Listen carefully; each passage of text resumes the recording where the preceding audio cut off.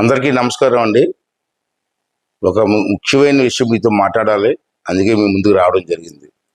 అదేంటంటే మన నర్సీపట్నంలో ప్రతి 3 సంవత్సరాలకు ఒకసారి మైడమ్మ జాతర జరుగుతుంది. ఒక పెద్ద పండగ మనకి, అమ్మవారి పండగ. అలాగే ఈ సంవత్సరం కూడా మనకి పండగ మరి వచ్చిన సంగతి మీ అందరికి తెలుసు.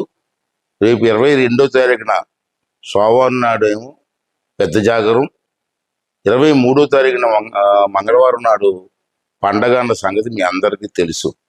అయితే నిన్న మొన్న ఒక సంఘటన జరిగింది. ఆ సంఘటన ఏంటంటే కోర్టు డైరెక్షన్ వల్ల, ఇప్పుడు ఎన్నికలు జరుగుతున్న సందర్భంగా ఎన్నికల కమిషన్ డైరెక్షన్ వల్ల రాత్రి 10 గంటలు దాటితే ప్రోగ్రామ్స్ ఉండడానికి వీల్లేదని చెప్పి ఒక ఆంక్ష విధించారు. ఇది జాగ్రత్తగా వినాలి. రాత్రి 10 గంటలు దాటితే మైక్ సెట్లు ఉపయోగించకూడదు, స్టేజ్ ప్రోగ్రామ్స్ ఉండకూడదని చెప్పి క్లియర్గా డైరెక్షన్ రావడం జరిగింది. అయితే మన నర్సీపట్నంలో మనకు అలవాటు ఏంటంటే రాత్రి 9 గంటల నుంచి రాత్రి 12 గంటల వరకు పూర్వం మనం ప్రోగ్రామ్స్ చేసుకున్నాం. దానికి మనందరం అలవాటు పడ్డాం. ఇప్పుడు 100 సంవత్సరాల పై నుంచి కూడా ఈ పండుగ జరుగుతుంది. మరి ఈ కారణం చేత ఆంక్షలో ఉన్న కారణంగా ఈ సంవత్సరం పోలీసు వారు పర్మిషన్ ఇవ్వట్లేదు. మరి అలాగని చెప్పి పండగ కూడా ఆఫ్ చేసుకోలేము. పండగ ఆఫ్ చేస్తే ఊరికే అరిష్టం, నాకు తెలుసు. అంచేత అమ్మవారి పండుగ ఎట్టి పరిస్థితులు ఆగడానికి వీలు లేదు.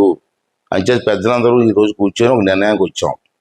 ప్రోగ్రామ్స్ కూడా ఆపకుండా మరి గవర్నమెంట్ రూల్స్ ప్రకారంగా మనం వెళ్ళాలి కాబట్టి ఎన్నికల సమయంలో రాత్రి 7 గంటల సాయంత్రం రాత్రి 7 గంటల నుంచి 10 గంటల వరకు ప్రోగ్రామ్స్ ఏర్పాటు చేయాలని చెప్పి పెద్దలందరూ కూడా నిర్ణయం తీసుకొని ఆ నిర్ణయం ప్రకారం ముందుకు వెళ్ళాలని చెప్పి నిర్ణయం తీసుకున్నాం. అంచేది మీ అందరికీ కొత్తగా ఉంది. ఎందుకంటే మనకు 9 గంటల నుంచి 12 గంటలకు అలవాటు, 7 గంటల నుంచి 10 గంటల కంటే కొంత ఇబ్బందులు ఉంటాయి. అయినా తప్పదు, అమ్మవారి పండుగ కాబట్టి, మనకు ముఖ్యమైన పండుగ కాబట్టి మీరందరూ కలిసి 7 గంటలకి రెడీ అయ్యి మెయిన్ రోడ్, నర్సీపట్నం మెయిన్ రోడ్లో ఏర్పాటు చేసిన ప్రోగ్రామ్స్, మంచి ప్రోగ్రామ్స్ పెడుతున్నాం. ఆ ప్రోగ్రామ్స్కి వచ్చి 10 గంటల వరకు ఉండి 10 గంటలకి ఇంటికి వెళ్ళి భోంచేసి మళ్ళీ 10 గంటలకు స్టార్ట్ అవుతున్న జాగరణలో పాల్గొని అమ్మవారి పండుగను ఘనంగా చెయ్యాలని, దానికి మీ అందరి తాలూకు సహకారం కావాలని చెప్పి మరొకసారి మీ అందరినీ కోరుతూ మీ దగ్గర సెలవు తీసుకుంటున్నాను. థ్యాంక్ యూ అండి. థ్యాంక్ యూ వెరీ మచ్ అండి.